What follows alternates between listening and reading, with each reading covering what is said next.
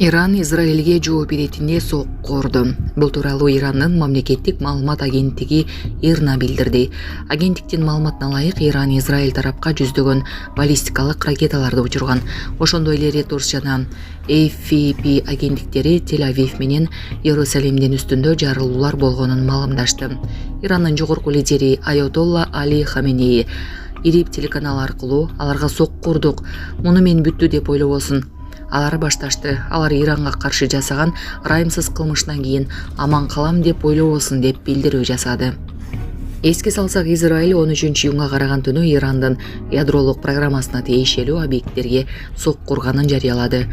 Анда Ислам революциясынын сакчылар корпусунун башчысы Хосейн Салами, куралдуу күчтөрдүн башкы штабынын башчысы Мухаммад Багири, өзгөчө кырдаалдар штабынын командири Хатам Гулам Али Рашид каза болду.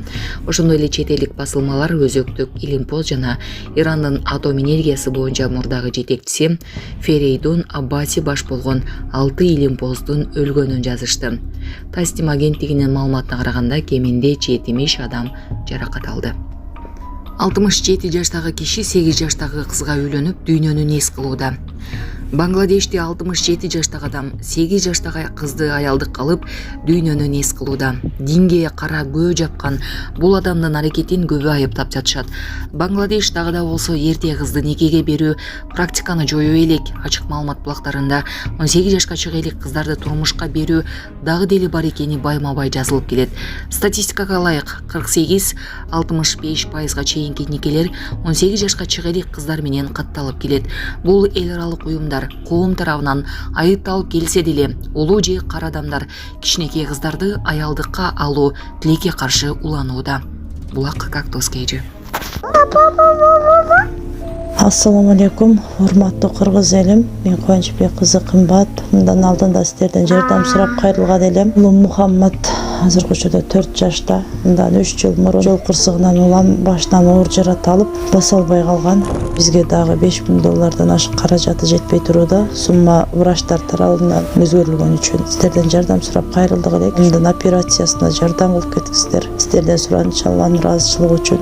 Баланын бир жери ооруса, эненин жүрөгү ооруйт дейт. Ушу балам дагы көптүн катарында басып кетишин каалаймын. Мындан алдында ошончо жардам берип келиңиздер. Берген жардамыңыздарга Аллах таалам ыраазы болсун. Азыркы учурда бизге 5 сом, 10 сом болсо да аябай чоң жардам болууда. Баламдын басуусуна себепкер болуп коюңуздар.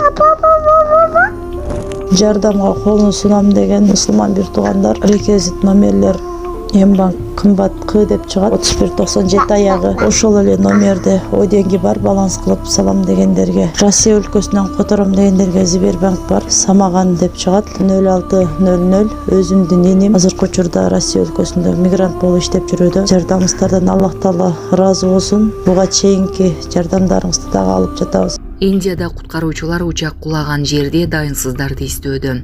Куткаруучулар Air India компаниясынын Boeing 787-8 Dreamliner учагы кулаган жерде ишин аяктап, имараттардын урандыларында каза тапкандарды жана дайынсыз болуп жаткандарды издөөгө киришти. Рейтер агенттиги жазганына караганда, кырсыктын себебин билүү үчүн учактын сыныктарын табуу аракети көрүлүүдө. Жергиликтүү маалымат каражаттары пилоттор менен диспетчерлердин сүйлөшүүсү жазылган кара кутулардын бири табылганын кабарлашты. Анан тышкары Индия коопсуздукту текшерүү үчүн ушул түрдөгү лайнерлердин учууларын убактылуу токтотууну караштырууда. Лондонго бараткан жүргүнчү учак 12-июнда Индиянын Ахмадабад аэропортунан көтөрүлгөндөн көп өтпөй калктуу районго кулап түшкөн жана медициналык колледждин имаратына сайылган. Бортто экипаж менен кошо 242 киши бар болчу. Бир жүргүнчү аман калганы кабарланган. Flight Radar 24 сайтынын маалыматына ылайык, кырсыкка учураган лайнер 2013 жылы уча баштаган. 2014 жылдын январында Air India авиакомпаниясына берилген. Boeing трагедияны иликтөө үчүн эксперттердин тобу Индияга барууга даяр деп билдирди. Булак Азаттык. Бишкекте мамлекеттик номери жок унаа башкарган айдоочу кармалды. Бул тууралуу милициянын кайгылуу кызматы билдирди. Маалыматка ылайык, бул күнү саат 16:30 чамасында кайгылуу кызматкерлери мамлекеттик номери жок Toyota Camry үлгүсүндөгү унааны кызматтык учурунда байкап калышкан. Кызматкерлер унааны токтоткондо айдоочу тоготпой белгисиз тарапка айдап кеткен. Андан соң айдоочу токтоп, бирок унаанын эшигин бекитип алган. Натыйжада кызматкерлер айдоочуну унаадан түшүрүшкөн. Учурда унаа айып короого киргизилип, айдоочуга тийиштүү чаралар көрүлүүдө. Индияда кыйраган учактын экипаж мүчөлөрүнүн учуу алдына тарткан видеосу тарады. 12-июнда Индиянын Ахмедабад шаарынын Лондонду карай учуп чыккан учак кырсыкка учурап, 300дөн ашуун адамдын өмүрүн алды. Алардын катарын экипаж мүчөлөрү да толуктайт. Кырсыктан бир гана индиялык жаран аман калды.